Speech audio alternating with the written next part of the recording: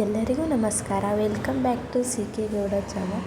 ಇವತ್ತಿನ ಲಾಗ್ ಏನಂದರೆ, ಚಪಾತಿ ಸಾಫ್ಟಾಗಿ ಬರೋದಕ್ಕೆ ಒಂದು ಇಂಗ್ರೀಡಿಯೆಂಟ್ ಆ್ಯಡ್ ಮಾಡಿದ್ರೆ ಸಾಕು, ತುಂಬಾ ಚೆನ್ನಾಗಿ ಬರುತ್ತೆ. ನೋಡಿ ಯಾವ ಥರ ಬರ್ತಿದೆ ನಿಮಗೆ ತೋರಿಸ್ತಾ ಇದ್ದೀನಿ. ನಿಜವಾಗ್ಲೂ ತುಂಬ ಸಾಫ್ಟಾಗಿ ಬಂದಿತ್ತು. ಅದಕ್ಕೆ ಕಾಂಬಿನೇಷನಾಗಿ ಚೆನ್ನ ಮಸಾಲ ಮಾಡ್ಕೊತಿದ್ದೆ. ಅದನ್ನು ನೋಡಿ ಇವಾಗ ಒಂದು ಕುಕ್ಕರಲ್ಲಿ ಹಾಕಿ ಬೇಯೋಕೆ ಹಾಕ್ಕೊಂಡಿದ್ದೀನಿ. ಈ ಕಡೆ ಇವಾಗ ಚಪಾತಿ ಕಲಿಸ್ತಾ ಇದ್ದೀನಿ. ನಿಮಗೆ ಎಷ್ಟು ಬೇಕೋ ಅಷ್ಟು ತೊಗೊಳ್ಳಿ. ನಿಮ್ಮ ಮನೇಲಿ ಎಷ್ಟು ಜನ ಇದ್ದಾರೆ ಆ ಥರ. ನಾನು ಇಷ್ಟು ತೊಗೊಂಡಿದ್ದೀನಿ. ಉಪ್ಪು ಹಾಕ್ತಾಯಿದ್ದೀನಿ ನೋಡಿ. ಇದೇ ಇಂಗ್ರೀಡಿಯೆಂಟ್. ಬನಾನಾ ಹಾಕಿದ್ರೆ ನಿಜವಾಗ್ಲೂ ತುಂಬ ಸಾಫ್ಟಾಗಿ ಬರುತ್ತೆ. ನಾನು ಎರಡು ಬನಾನಾ ಹಾಕ್ತಿದ್ದೀನಿ ಇಲ್ಲಿ. ನಿಜವಾಗ್ಲೂ ತುಂಬ ನೀಟಾಗಿ ಸ್ಮ್ಯಾಶ್ ಮಾಡ್ಕೊಳ್ಳಿ. ಸ್ಮ್ಯಾಶ್ ಮಾಡಿಕೊಂಡು ನೀಟಾಗಿ ಕಲಿಸ್ಕೊಂಡಿದ್ದ ನಿಜವಾಗ್ಲೂ ಟೇಸ್ಟು ತುಂಬ ಚೆನ್ನಾಗಿ ಬರುತ್ತೆ. ಒಂದು ಸಲ ಆ ಥರ ಮಾಡ್ಕೊಂಡು ನೋಡಿ, ನಿಜವಾಗ್ಲೂ ಸಾಫ್ಟಾಗಿ ಬರುತ್ತೆ.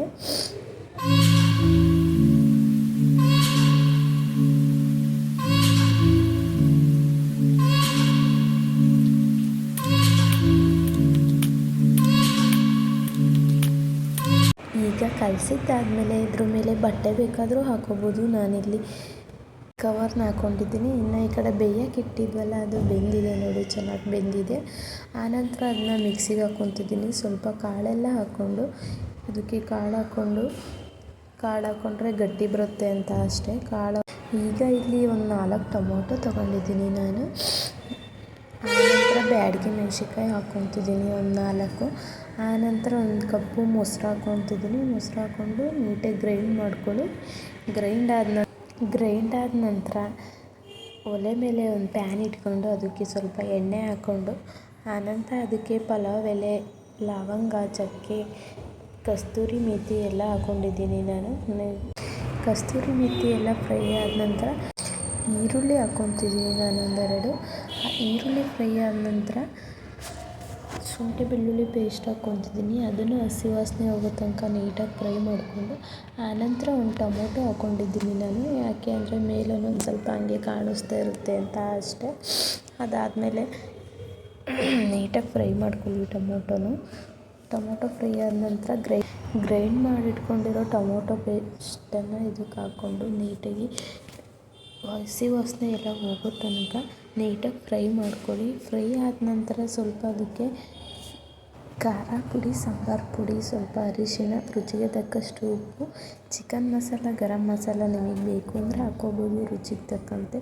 ನಾನಿಲ್ಲಿ ಚಿಕನ್ ಮಸಾಲ ಹಾಕ್ಕೊಂಡಿದ್ದೀನಿ. ನಿಜವಾಗ್ಲೂ ತುಂಬ ಚೆನ್ನಾಗಿ ಬರುತ್ತೆ. ನೀಟಾಗಿ ಕುದಿಸ್ಕೊಳ್ಳಿ.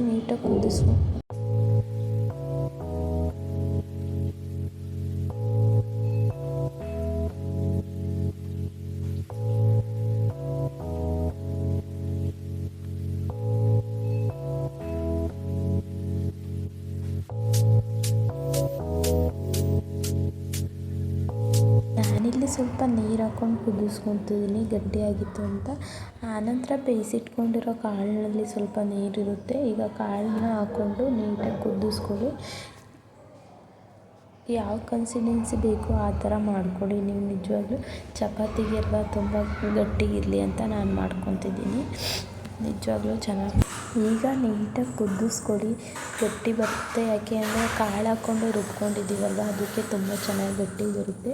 ಆನಂತರ ಲಾಸ್ಟಲ್ಲಿ ಕಾಯಿ ತುರಿ ಹಾಕ್ಕೊಳ್ಳಿ. ಒಂದು ಭಾಗ ತುರ್ಕೊಂಡು ಕಾಯಿ ತುರಿ ಮಧ್ಯದಲ್ಲಿ ಸಿಕ್ಕಿದ್ರೆ ನಿಜವಾಗ್ಲೂ ತುಂಬ ಚೆನ್ನಾಗಿರುತ್ತೆ. ನಾನು ಕಾಯಿ ತುರಿ ಹಾಕ್ಕೊಂಡಿದ್ದೀನಿ.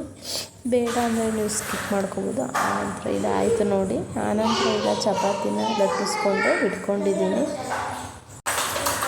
ನೋಡಿ. ಇವಾಗ ಹಂಚ ಮೇಲೆ ಹಾಕಿದ್ದೀನಿ. ನಿಜವಾಗ್ಲೂ ಯಾವ ಥರ ಉಟ್ಕೊಂಡು ಬರುತ್ತೆ ಅನ್ನೋದು ನಿಜವಾಗ್ಲೂ ತುಂಬ ಚೆನ್ನಾಗಿ ಬಂದಿತ್ತು, ಸಾಫ್ಟಾಗಿ.